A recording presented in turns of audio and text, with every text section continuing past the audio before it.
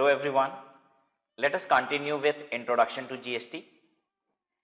Now we'll move to what is goods and service tax.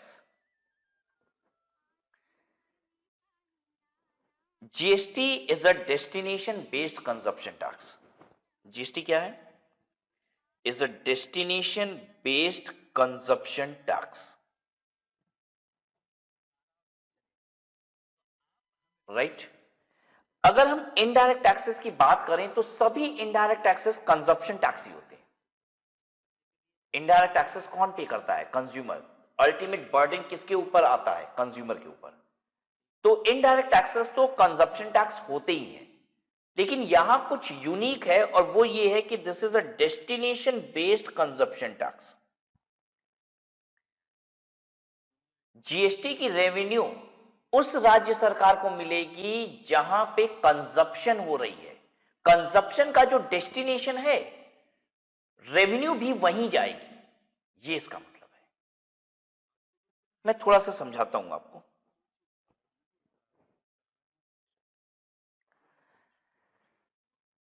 Prior to GST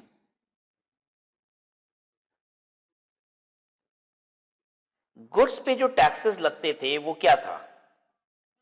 VAT लगता था और CST लगता था. वैट किस पे लगता था? इंट्रा स्टेट पे. विद इन स्टेट पे वैट लगता था और इंटर स्टेट पे सीएसटी लगता था. मतलब एक स्टेट से दूसरे स्टेट में ट्रांजैक्शन होगा तो सीएसटी लगेगा. ठीक है, ये मैं प्रायर टू जीएसटी की बात कर रहा हूं, ये समझाने के लिए कि what is destination based consumption tax. ठीक है. अच्छा, तो वैट की रेवेन्यू की आपको आइडिया है कि ये जो पहले वैट की रेवेन्यू होती थी ये किसको मिलती थी? मतलब ये स्टेट गवर्नमेंट को जाती थी कि सेंट्रल गवर्नमेंट को जाती थी? विद इन स्टेट ट्रांजैक्शन हो रहा है, मतलब यूपी का सप्लायर है, यूपी का ही कंज्यूमर भी है, तो रेवेन्यू किसको जाती थी? ये रेवेन्यू जाती थी स्टेट गवर्नमेंट को. नाउ अब सीएसटी की बात करते हैं. सीएसटी में क्या होता था? मान लीजिए जैसे यूपी का सप्लायर है और ये गुड्स सप्लाई कर रहा है किसको? गुड्स की सप्लाई कर रहा है मान लीजिए बिहार के कंज्यूमर को, या बिहार का ये भी सप्लायर ही है. ठीक है, यूपी का एक सप्लायर है, बिहार के सप्लायर को माल दे रहा है. ठीक है, इंटर स्टेट ट्रांजैक्शन हो गया. तो अब रेवेन्यू किसको मिलेगी आपको बताना है. सेंट्रल गवर्नमेंट को मिलती थी, यूपी गवर्नमेंट को मिलती थी कि बिहार गवर्नमेंट को मिलती थी? आपकी जानकारी क्या कहती है, मैं चेक करूं. मुझे मालूम है कि आपको पहले का कानून पता ही नहीं है, फिर भी अंदाज लगा लो. सीएसटी की रेवेन्यू किसको जाती थी?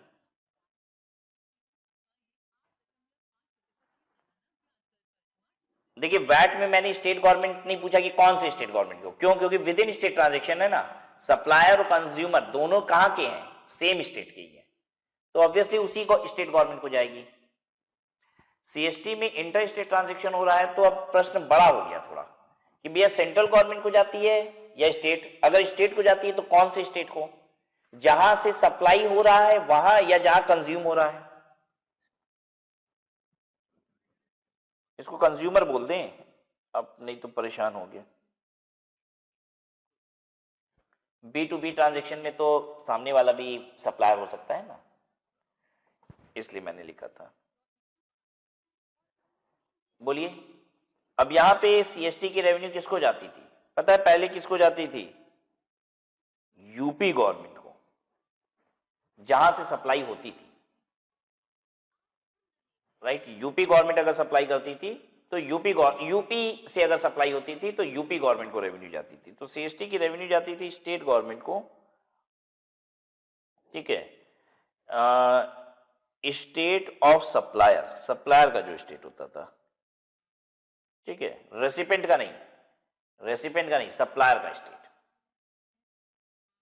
अच्छा, अब जीएसटी जो कानून बनाया गया वो बनाया गया डेस्टिनेशन बेस्ड कंजप्शन टैक्स. जहां पे कंज्यूम होगा वहां का जो डेस्टिनेशन है, टैक्स वहां पहुंचेगा, उसकी गवर्नमेंट को मिलेगा. यानी करंट रिजीम में, जीएसटी रिजीम में, अगर यूपी का सप्लायर और बिहार का कंज्यूमर है तो पता है इस पे जो आईजीएसटी, इस पे आईजीएसटी लग जाएगी. और ये आईजीएसटी मिलेगी किसको? इसकी रेवेन्यू जाएगी किसको? इसकी रेवेन्यू जाएगी कौन सी गवर्नमेंट को? बिहार गवर्नमेंट को। डेस्टिनेशन बेस्ड कंजप्शन टैक्स, जहां पे कंज्यूम हो रहा है वहां की गवर्नमेंट को ये टैक्स मिलेगा। तो अब यहां पे ये भी एक बहुत बड़ी परेशानी थी जीएसटी ना आ पाने की। बहुत सारे स्टेट को दिक्कत होने लग गई। वो स्टेट जो डेवलप्ड स्टेट है, मेच्योर स्टेट है, जहां पे प्रोडक्टिविटी खूब होती है, प्रोड्यूसिंग स्टेट्स हैं, उनको दिक्कत होने लग गई। वो कहे कि हमारे यहां से माल निकलेगा, जाएगा दूसरे स्टेट में, कंज्यूम जहां होगा वहां पे एक टैक्सेस मिलेगा। अभी पुराने रिजीम में टैक्सेस किसको मिल रहा था? जहां से माल निकल रहा था। अब तो जहां माल पहुंचेगा उस गवर्नमेंट को टैक्सेस मिलेगा। तो क्या आप नाम ले पाएंगे हमारे देश के कुछ मैन्युफैक्चरिंग स्टेट्स के, डेवलप्ड स्टेट्स के, जिनको ये बड़ी तकलीफ थी? वो कह रहे थे ऐसा नहीं होना चाहिए। गुजरात, महाराष्ट्र, केरला, तमिलनाडु, ये लोग मैन्युफैक्चरिंग स्टेट हैं, ये लोग तो डेवलप्ड स्टेट है ना, यहां से तो माल पूरे देश में सप्लाई होता है, तो इनको दिक्कत हो रही थी। अब जो कंज्यूमिंग स्टेट है, जहां पे माल बाहर से आता है और हम कंज्यूम करते हैं, वो स्टेट मस्त थे एकदम कि भैया तो रेवेन्यू किसको आएगी? हमारी गवर्नमेंट को आएगी। बता सकते हैं आप कंज्यूमिंग स्टेट्स? नंबर 1 पे है गोवा। कोई प्रोडक्शन नहीं, कुछ नहीं, सिर्फ कंजप्शन होती है यहां पे, राइट। तो गोवा मस्त था कि हमारे पास रेवेन्यू ज्यादा आएगी। अब देखिए अल्टीमेटली गवर्नमेंट का भी कहना सही है, जीएसटी कंजप्शन बेस्ड टैक्स क्यों है?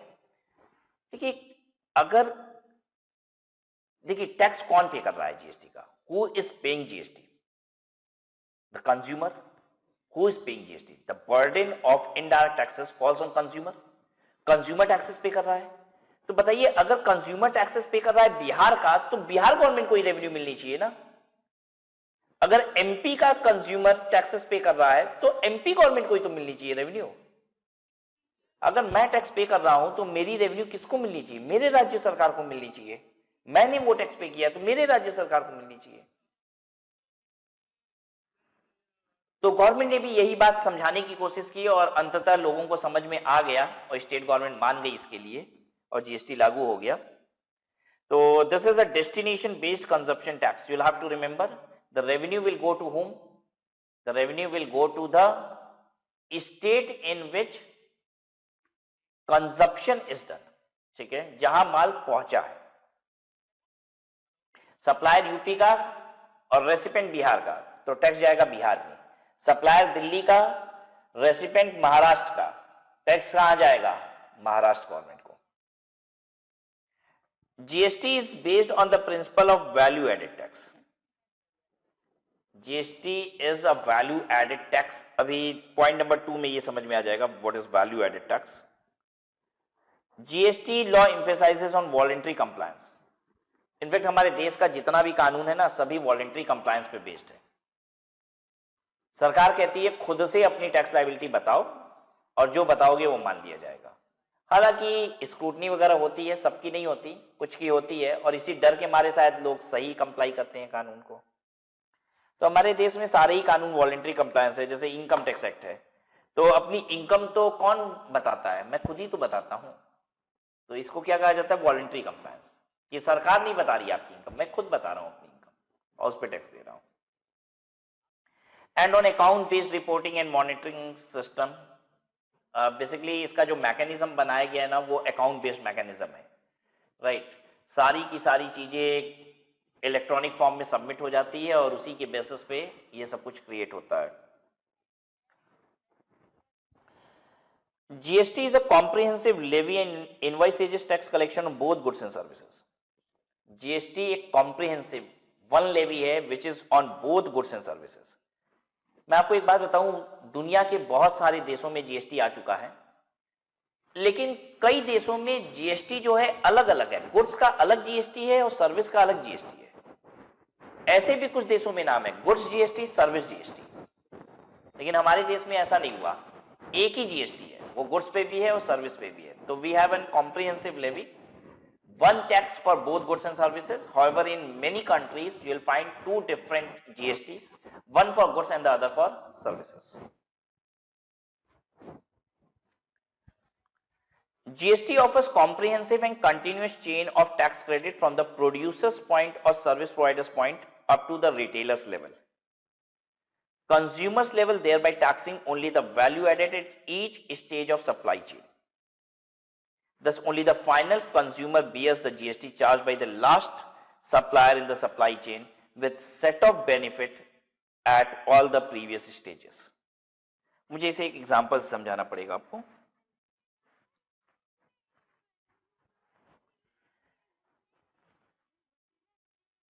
ये है मैन्युफैक्चरर.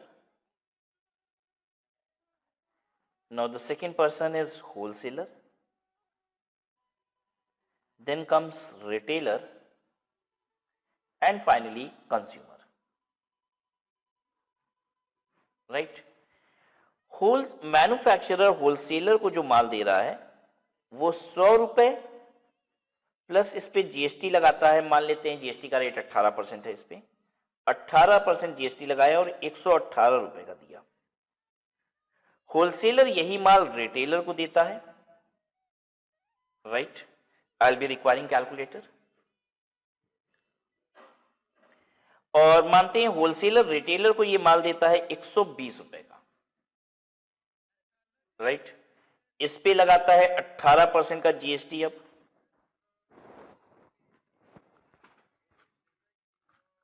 $120 इंटू 18%,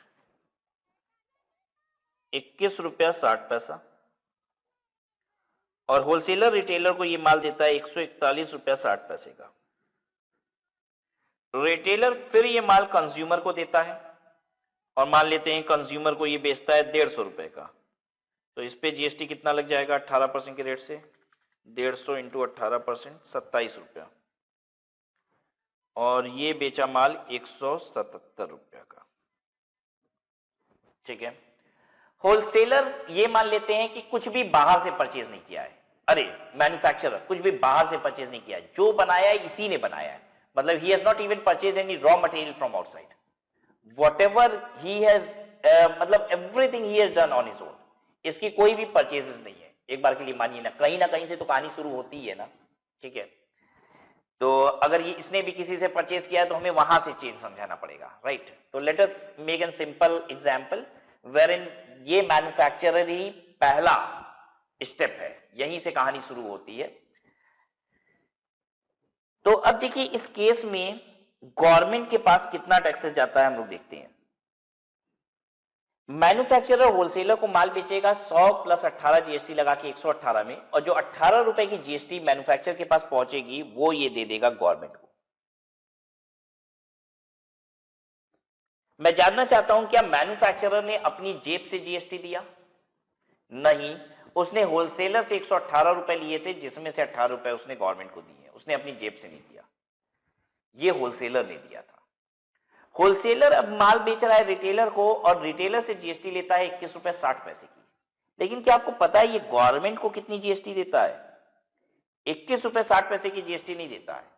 वो 18 रुपए की जीएसटी जो मैन्युफैक्चरर को दिया था वो अपना काट लेता है. वो काट लेता है और गवर्नमेंट को बैलेंस देता है जीएसटी 3 रुपया 60 पैसे की.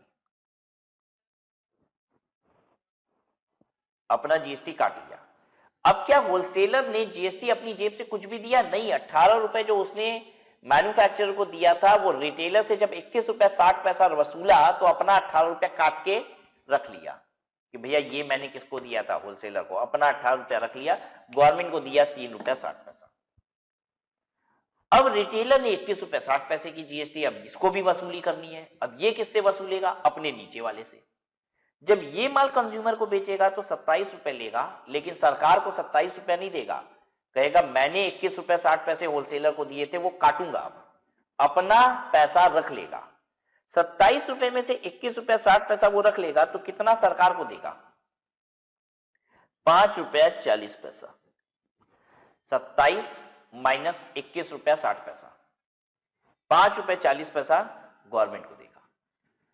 अब ये कंज्यूमर भी किसी से वसूल पाएगा टैक्स? नहीं, ये तो खा पी के खत्म कर दिया, ठीक है, इसने किसी को माल नहीं बेचा, अल्टीमेट 27 रुपया कंज्यूमर की जेब से गया। अब मैं शुरू से बात करता हूं, क्या किसी ने एक पैसा भी अपनी जेब से गवर्नमेंट को दिया? नहीं। होलसेलर मैन्युफैक्चरर ने होलसेलर से रिकवर किया, 18 दे दिया। होलसेलर ने 18 रुपए मैन्युफैक्चरर को दिया, तो जब रिटेलर से पैसे रिकवर किए तो अपना काट लिया 18 रुपया, और जब रिटेलर ने कंज्यूमर को माल बेचे तो अपना 21 रुपया 60 पैसा जो होलसेलर को दिया था वो काट लिया, जो कंज्यूमर से 27 रुपया रिकवर किया। कंज्यूमर से 27 रुपया जब रिकवर किया तो 21 रुपया 60 पैसा जो उसने होलसेलर को दिए थे वो अपना काट लिया, और बैलेंस 5 रुपया 40 पैसा दिया, तो अपने टैक्सेस की रिकवरी इस रिटेलर ने भी कर ली। क्या आपको पता है इस पूरे प्रोसेस में गवर्नमेंट के पास टैक्स कितना पहुंचा? जोड़ो, 18 रुपए, 3 रुपए 60 पैसा, 5 रुपए 40 पैसा, इतना टैक्सेस पहुंचा। कितना होता है ये? टोटल टैक्स गवर्नमेंट के पास पहुंचा 27 रुपए का, और ये पता है कितना है? एग्जैक्टली उतना ही है जितना कंज्यूमर ने दिया। हर लेवल पे टैक्स लग रहा है, लेकिन सरकार तक उतना ही टैक्स पहुंच रहा है जितना कंज्यूमर ने दिया, क्योंकि सच पूछिए तो कंज्यूमर ही टैक्सेस दे रहा है, बाकी लोग टैक्सेस दे नहीं रहे हैं, अपने नीचे वाले से टैक्स की रिकवरी कर रहे हैं, अपने टैक्सेस को अपने नीचे वाले से रिकवर कर रहे हैं। देखिए होलसेलर क्या कर रहा है? सॉरी, मैन्युफैक्चरर होलसेलर से खींच रहा है पैसे, होलसेलर ने रिटेलर से पैसे खींचे और दे दिए सरकार को, रिटेलर ने कंज्यूमर से पैसे खींचे और दे दिए सरकार को। यही तो हो रहा है।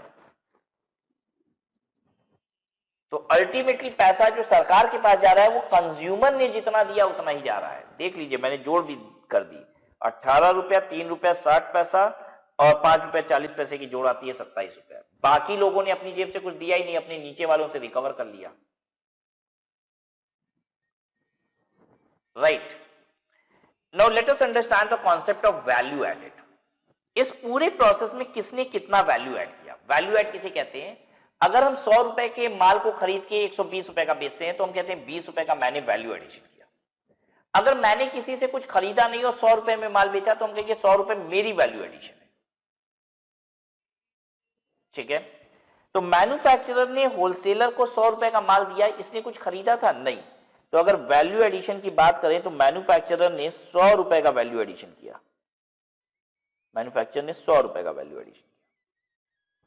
होलसेलर ने उसी 100 रुपए के माल को 120 में बेचा, तो आप बता सकते हैं इसने कितना वैल्यू एडिशन किया? 20 रुपए। होलसेलर ने रिटेलर को यही माल 120 में बेचा तो 20 रुपए का वैल्यू एडिशन किया। रिटेलर ने इस माल को 150 रुपए का बेचा, 120 के माल को 150 रुपए में बेच रहा है तो कितने रुपए का वैल्यू एडिशन कर रहा है? 30 रुपया। क्या कंज्यूमर ने कोई वैल्यू एडिशन किया? नहीं, खा पी के मस्त, ठीक है। कंज्यूमर ने आगे माल बेचा ही नहीं तो इसने कोई वैल्यू एडिशन नहीं किया। अब देखिए, जीएसटी को कहा जाता है this is an value added tax only. जितना जो वैल्यू एडिशन करता है उतना टैक्स सरकार को देता है। मैं आपको चेक करा देता हूं कैलकुलेशन से। मैन्युफैक्चरर ने 100 रुपए का वैल्यू एडिशन किया तो 100 रुपए का 18% कितना होता है? 18। देखिए सरकार को यही दिया। होलसेलर ने 20 रुपए की वैल्यू एडिशन की तो 20 रुपए का 18% कितना होता है? 20 रुपए का 18%, 3 रुपया 60 पैसा, यही तो दिया सरकार को। रिटेलर ने 30 रुपए की वैल्यू एडिशन की। एक बात बताइए, 30 रुपए का 18% कितना होता है? 5 रुपए 40 पैसा, यही तो दिया गवर्नमेंट को। बोलिए, कोई टेंशन है अब यहां पे? तो सबने क्या किया? अपना अपना वैल्यू एडिशन जितना टैक्सेस पे किया है गवर्नमेंट को। तो इसीलिए हम कहते हैं कि वैल्यू एडिशन पे ही ये टैक्स लगता है। This tax is on value addition.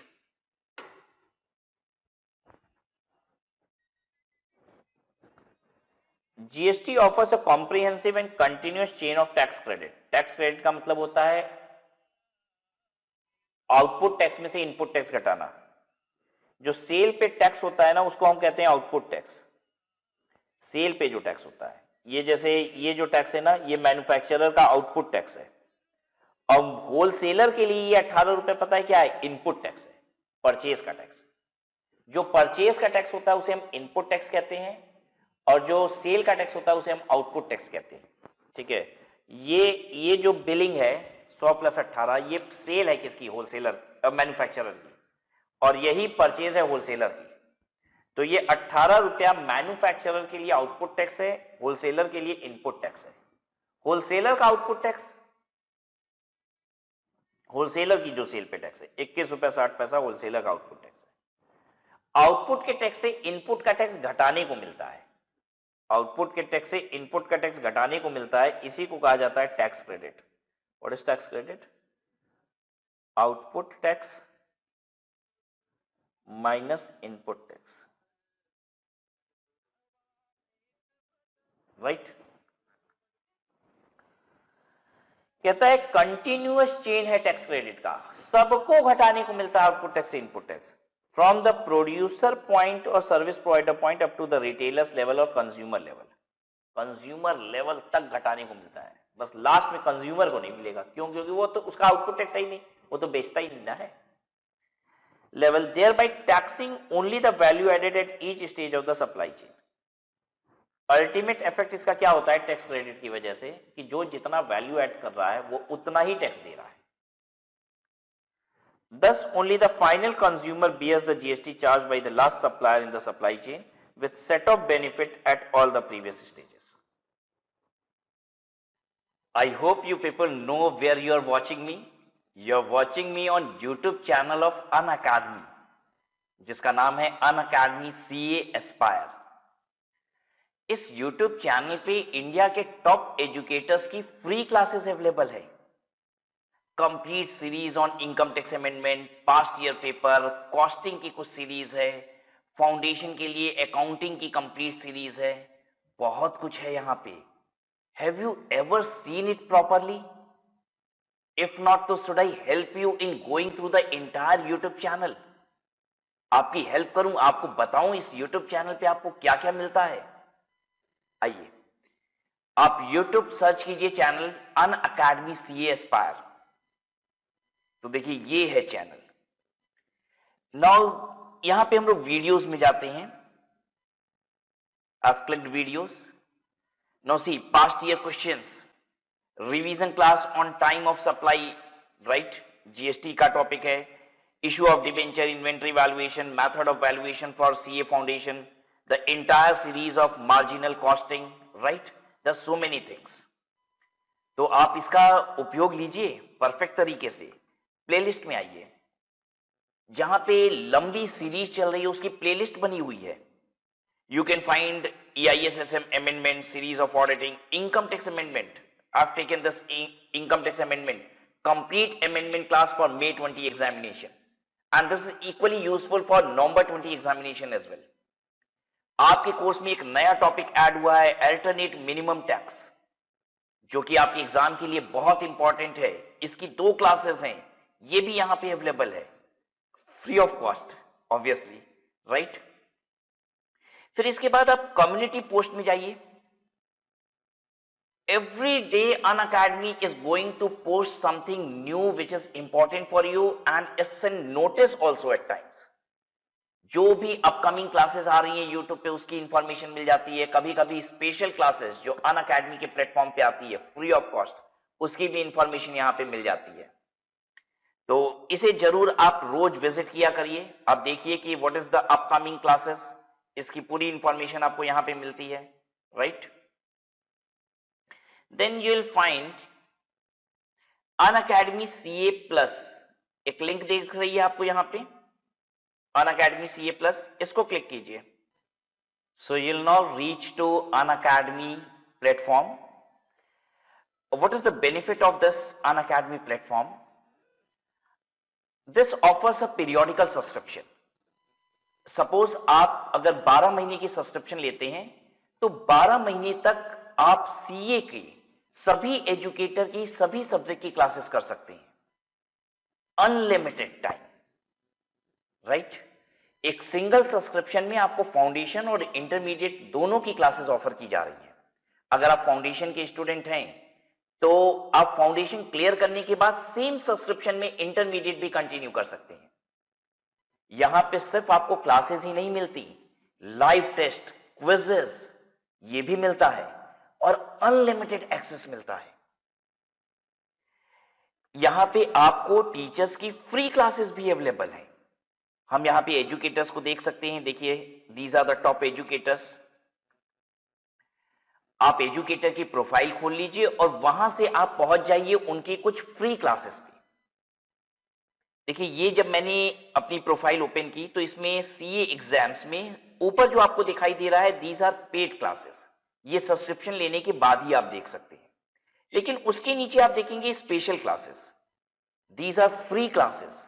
तो बिफोर कमिंग टू प्लेटफॉर्म पहले आप चेक कर लीजिए whether this platform is useful और नॉट।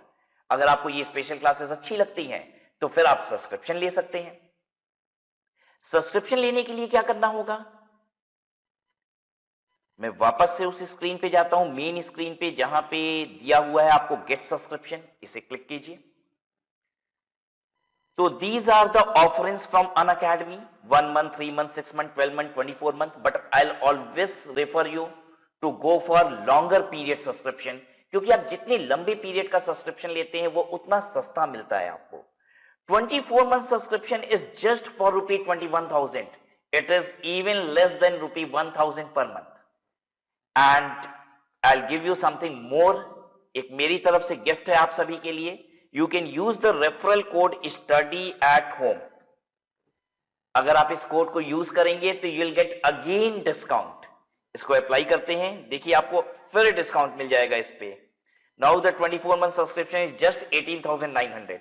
बाकी सब्सक्रिप्शन की भी प्राइसेस कम हो रही हैं।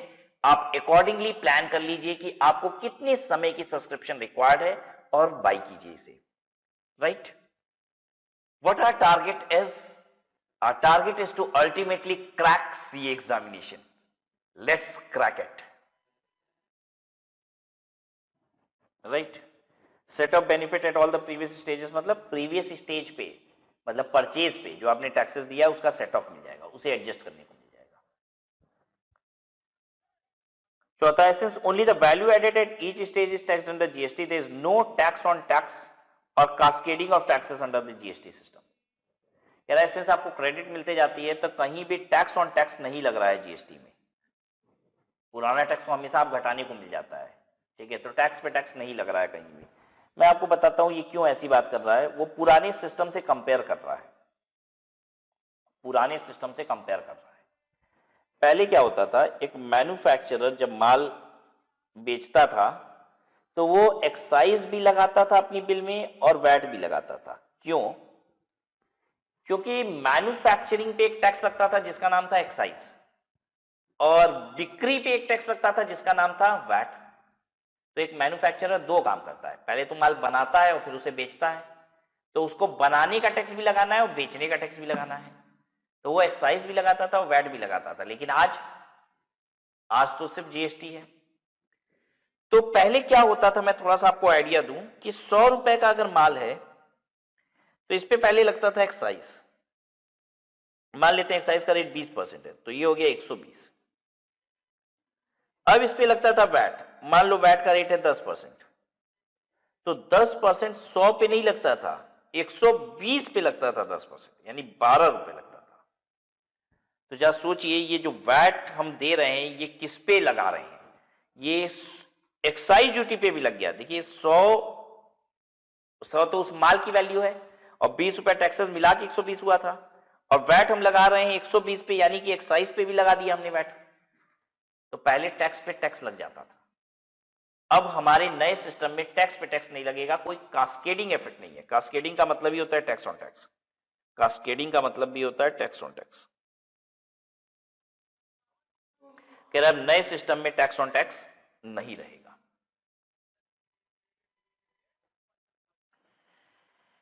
Now goods and service tax network GSTN, मालूम है आपको ये जीएसटीएन क्या है? What is GSTN?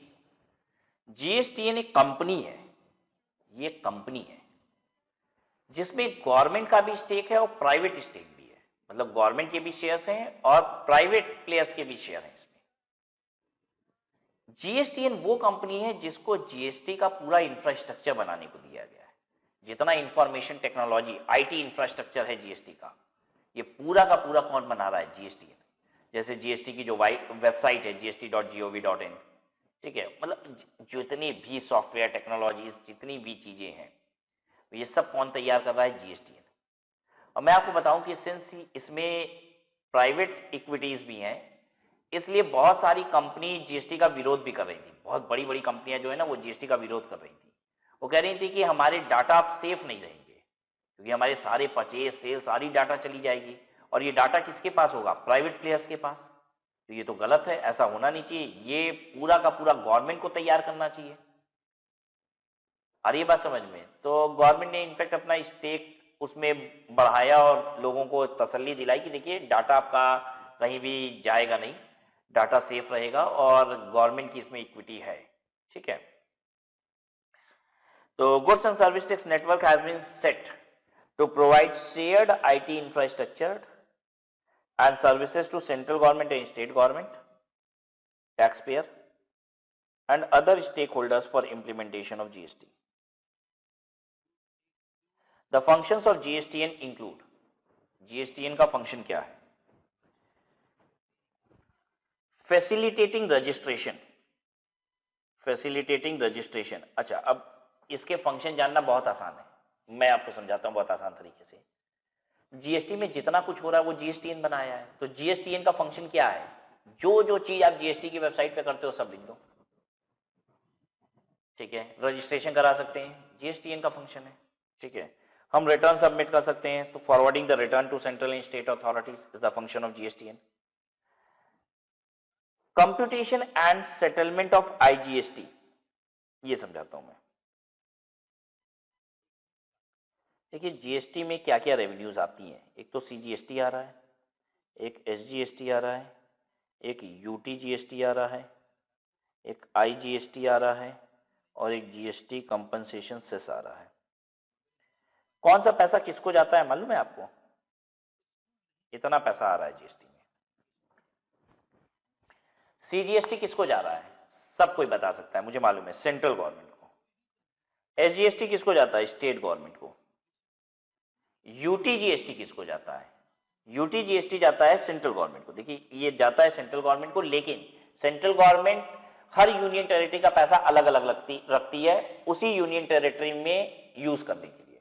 ठीक है, तो ये जाता सेंट्रल गवर्नमेंट के पास है, लेकिन रहता सेपरेटली है फॉर ईच यूटी।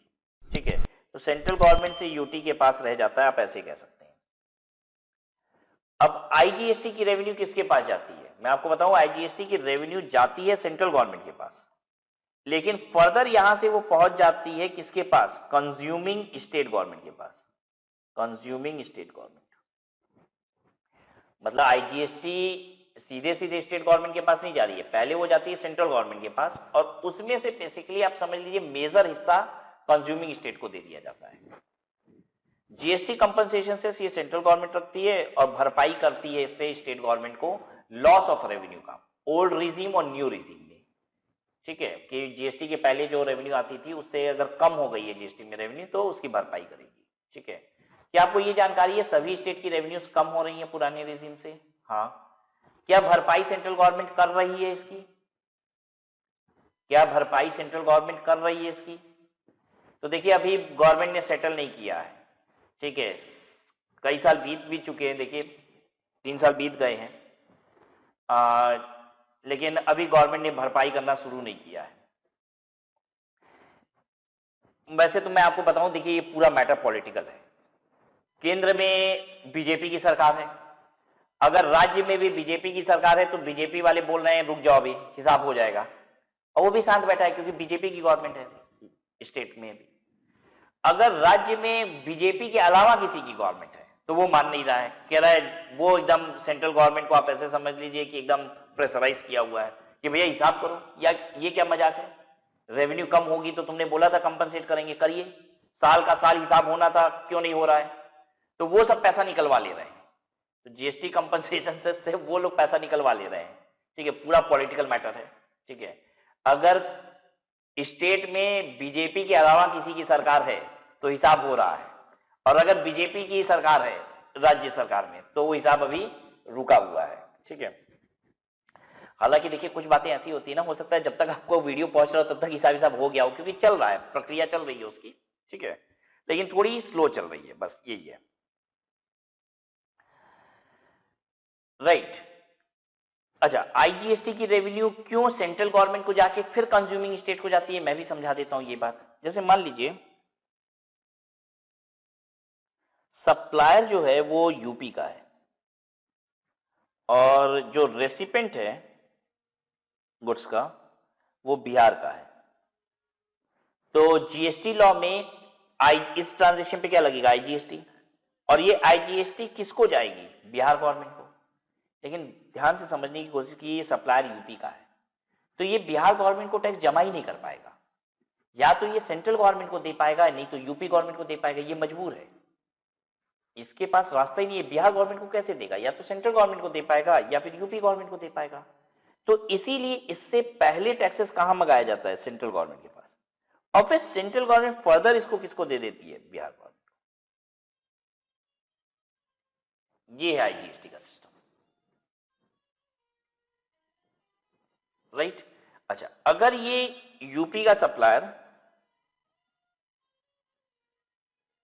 और रेसिपेंट भी यूपी का है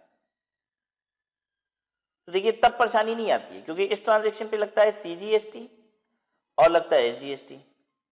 ठीक है, ये सीजीएसटी ये सेंट्रल गवर्नमेंट को दे देता है, ये सप्लायर दे देगा आराम से, सेंट्रल गवर्नमेंट को दे ही सकता है। और ये वाला किसको देना होता है, ये यूपी गवर्नमेंट को देना होता है, ये आराम से दे लेगा यूपी गवर्नमेंट को, यूपी का ही सप्लायर ना, तो यूपी गवर्नमेंट को जमा कर लेगा।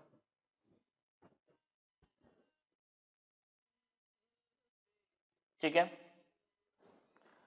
ये जीएसटीएन को ये काम पता है कब दिया गया था ये सब करने का, 2017 में जीएसटी आया है, 2013 में ये काम जीएसटीएन को दे दिया गया था, कांग्रेस ने ही ये काम दे दिया था जीएसटीएन बनाने का।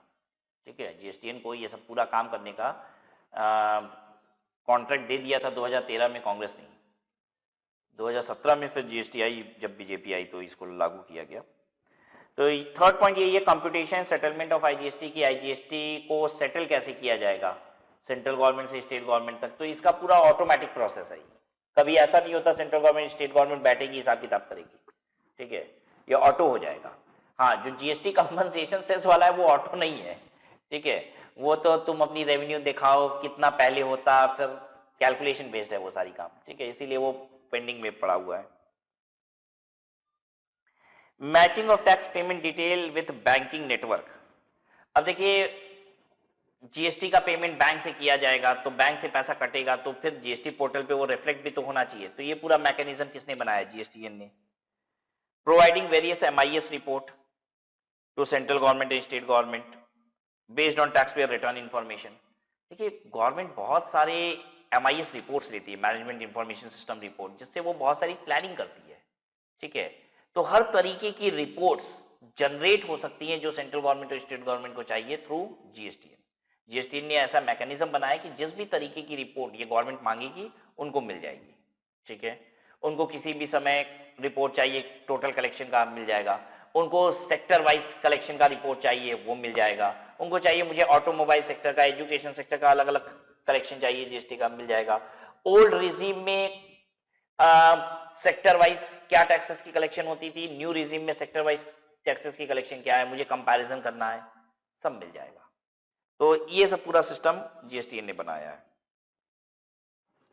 देन है providing analysis of tax payer profile.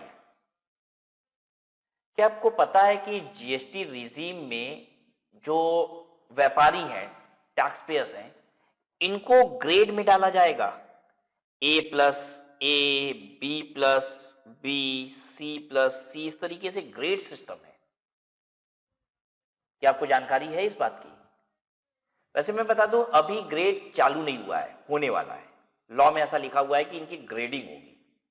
ठीक है, और ये चीज अवेलेबल होगा, आप जीएसटी नंबर डाल के जिस भी व्यापारी के साथ ट्रांजैक्शन करना चाहते हैं उसका ग्रेड देख सकते हैं।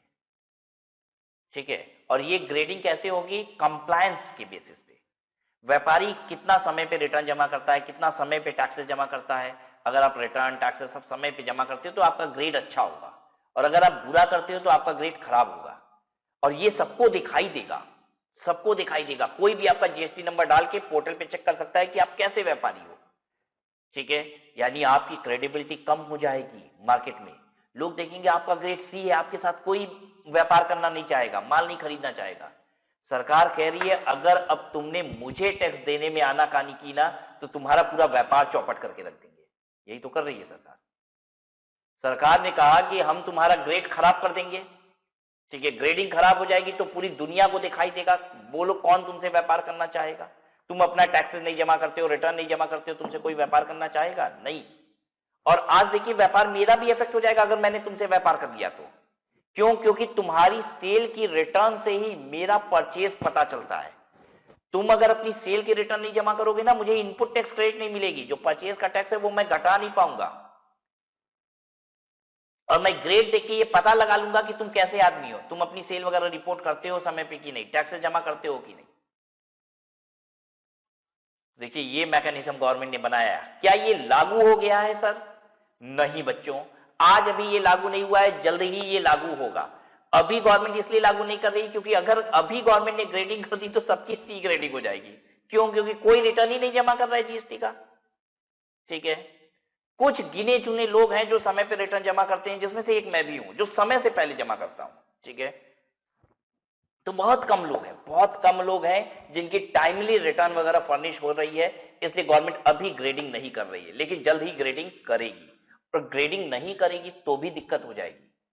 लॉ में कुछ ऐसी बातें लिखी हुई हैं जहां ग्रेडिंग करना जरूरी है, नहीं करेंगे तो बहुत गड़बड़ हो जाएगी।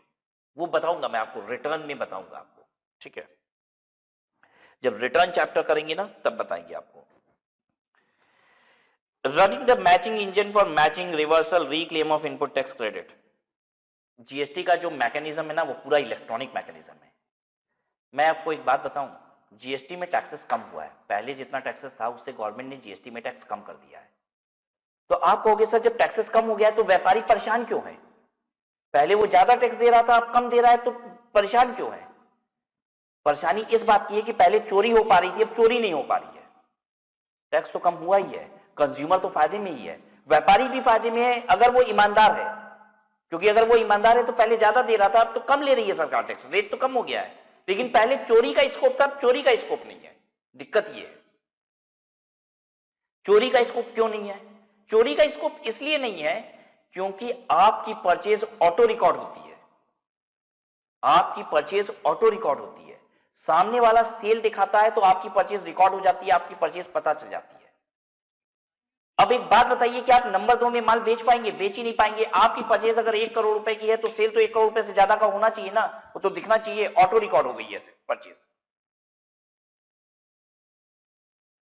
धीरे धीरे समझेंगे। अगर कोई भी बात मेरी थोड़ी सी भारी लगे ना तो आप समझ जाइएगा वो भारी इसलिए लग रही है क्योंकि सर भारी रखना चाहते हैं, उसको हल्का कर भी नहीं रहे हैं, क्योंकि शायद बहुत सारी चीजों का अलग अलग समय है। जब हम ये पूरे सिस्टम को समझेंगे, अभी तो हम लोग बस ऊपर ऊपर से जीएसटी के स्ट्रक्चर को देख रहे हैं, राइट। तो जीएसटीएन ने पूरा ये मैचिंग कॉन्सेप्ट वाला सिस्टम बनाया जीएसटी का। एक दूसरे की प्रोफाइल लिंक्ड है, सेलर से बायर लिंक्ड है, ठीक है। अगर मैंने अपनी सेल दिखाई तो ऑटोमेटिक वो किसी ना किसी की परचेज दिखने लग जाएगी जिसने मुझसे बाई किया है। Student, I'm teaching on Unacademy Plus. I take live classes on Unacademy Plus, right? Unacademy. So I believe you must be knowing it, and in case you do not know, so please know it. So you can study live with me, जहां पे आप मुझसे class के दौरान ही chat के जरिए interact कर सकते हैं। एक बहुत ही बेहतरीन प्लेटफॉर्म है Unacademy। आप यहां पे अपनी आईडी बना के कुछ स्पेशल क्लासेस, फ्री क्लासेस होती है, live free classes, that is special class, उसे करिए और एक्सपीरियंस कीजिए कि ये अनअकैडमी कैसा है। और उसके बाद आप इसका सब्सक्रिप्शन ले सकते हैं। अगर आप सब्सक्रिप्शन लेंगे ना तो सभी टीचर से सभी सब्जेक्ट की क्लासेस कर सकते हैं। आप सभी टीचर की सभी सब्जेक्ट की क्लासेस करेंगे सिंगल सब्सक्रिप्शन लेके। और जब आप सब्सक्रिप्शन लें अनअकैडमी पे तो इस कोड को यूज कर लीजिएगा, आपको डिस्काउंट भी मिल जाएगा। तो this would be contribution from my side to you people, right. चलिए, राइट, विल स्टॉप हियर।